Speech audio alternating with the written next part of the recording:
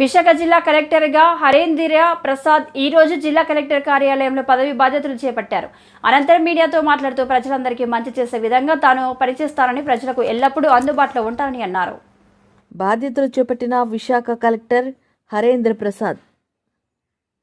విశాఖ జిల్లా కలెక్టర్గా హరేంద్ర ప్రసాద్ పదవి బాధ్యతలు చేపట్టారు.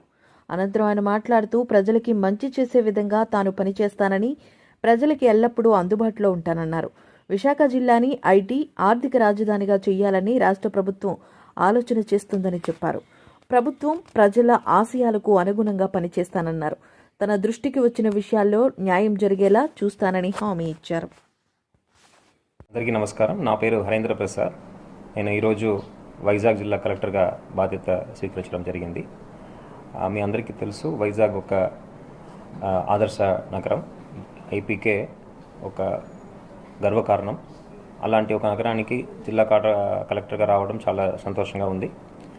డెఫినెట్గా ఈ అవకాశాన్ని ఉపయోగించుకొని ప్రజలకు మంచి జరిగే విధంగా పూర్తి స్థాయిలో పనిచేస్తానని ఈ సందర్భంగా అందరికీ తెలియజేస్తున్నాను. ప్రజలకు అందుబాటులో ఉంది. ప్రభుత్వం యొక్క సంక్షేమ మరియు అభివృద్ధి కార్యక్రమాలని అర్హత ఉన్న ప్రతి ఒక్కరికి చేర్పించే విధంగా చర్యలు తీసుకుంటామని ఈ సందర్భంగా తెలియజేస్తున్నాను.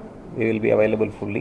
Besides that, any day if somebody walks in, వాళ్ళకు అవకాశం ఇచ్చి వాళ్ళ ఒక సమస్యని పూర్తిగా విని పరిష్కారం చేసే విధంగా చర్యలు తీసుకోవడం జరుగుతుంది.